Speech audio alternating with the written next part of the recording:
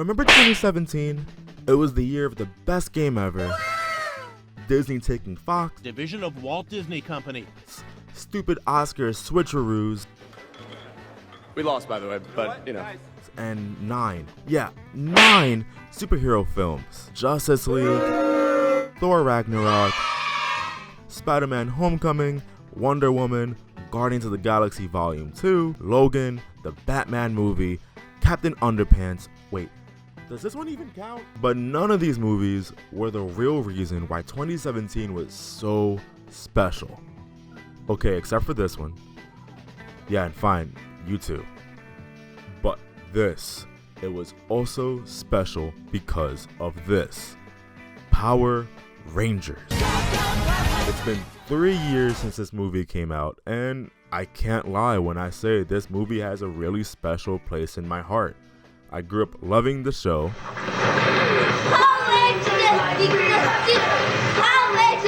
Yeah, that's actually me. And was beyond impressed when the film released. It had heart, amazing characters, Bryan Cranston as Zordon, the theme song, and a post-credit scene that had me hyped for a sequel. This film blew most people's expectations. However, that hype just didn't translate well to the box office. With only a gross of $142.7 million, this movie just came and went in the blink of an eye, while titans like Thor Ragnarok and Spider-Man Homecoming stole the spotlight. But my argument is, out of every superhero film that released in 2017, again, except for you, Wonder Woman, Power Rangers is simply way more important to the industry than any of them. More so than Guardians, and definitely more than whatever this is. It's a hard concept to swallow, but hear me out for just a couple of minutes. Marvel has made headlines throughout the past year or so for announcing that a gay superhero would take the screen soon enough. Well, that's all fine and dandy. What needs to be said is that whoever this gay Marvel superhero will not be the first ever gay superhero in film. In fact, the first ever gay superhero in film is this lady. Through an emotional scene set at a campfire, Becky G as Trini reveals her struggles with her family accepting her sexuality due to their conservative ways. Arguments can be made for Negasonic Teenage Warhead. However, her sexuality wasn't revealed until 2018's Deadpool 2.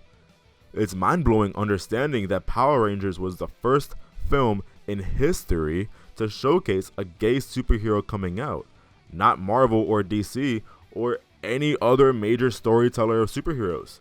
No, Power Rangers. But it doesn't stop there, as Power Rangers 2017 has many other firsts as well. I'd love to take a minute for us to just have a moment and think of all the Latino superheroes in film that you know of. Let's think. No, that's not a superhero. Jesus, no. Television series have made waves recently with introductions of multiple Latino superheroes. The Flash's Vibe, Agents of S.H.I.E.L.'s Ghost Rider and Yo-Yo, The Runaways' Molly Hernandez. However, when we transition to the film side of things, the scene is relatively quiet. Big Hero 6 introduced our first Latino superhero, Genesis Rodriguez aka Honey Lemon. However, our first live-action Latina superhero is, once again, Becky G's Trini, the Yellow Power Ranger. As a Latino myself, it means the world to me that it's my favorite childhood television show that made this wave. Since then, we've seen only one other film feature a Latino superhero, 2019's Shazam with Pedro Pena. However, his superhero form is played by an actor who isn't Latino. Damn it, Hollywood! This extends to other cultures as well. Asian communities have, for a while, unfortunately been given a not so decent shot in the superhero business as well.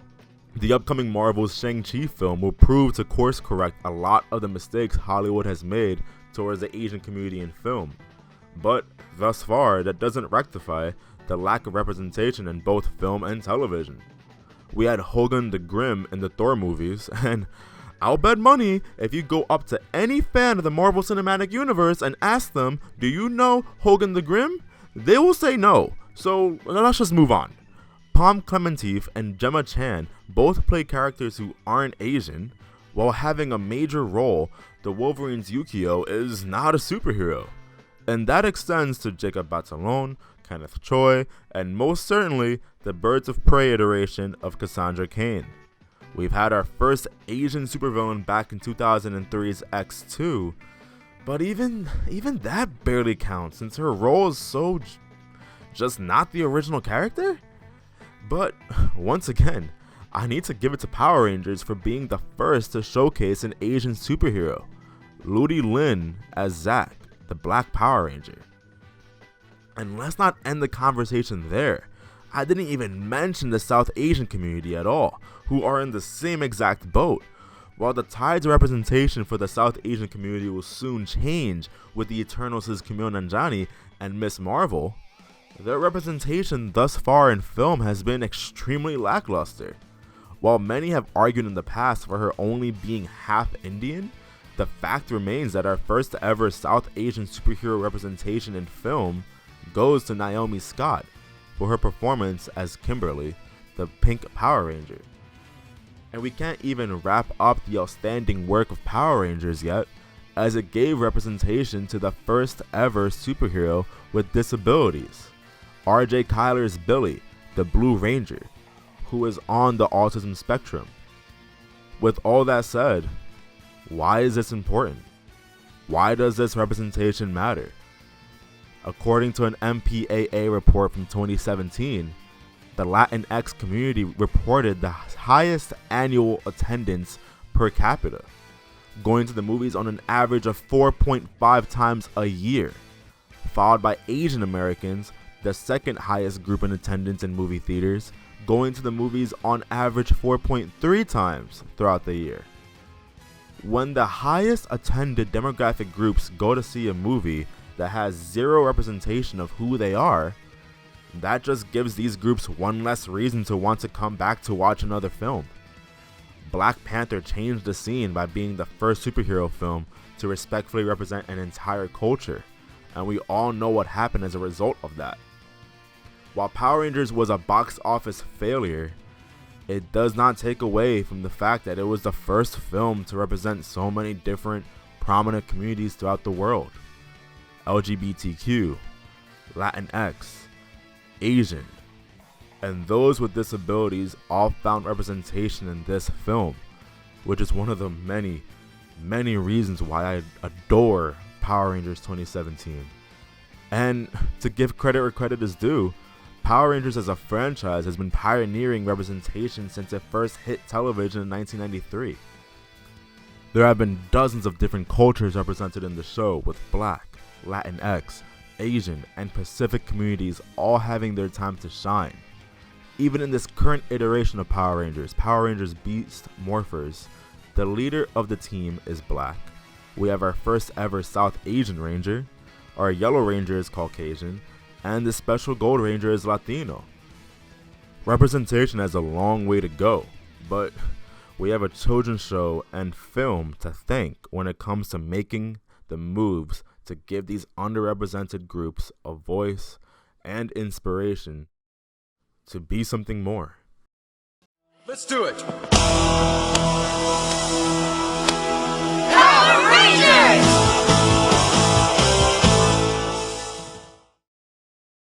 Hey, thank you guys so much for listening to a grown man ramble about why he loves a superhero breakfast club film about 5 teenagers with different levels of attitude turning into multicolored superheroes.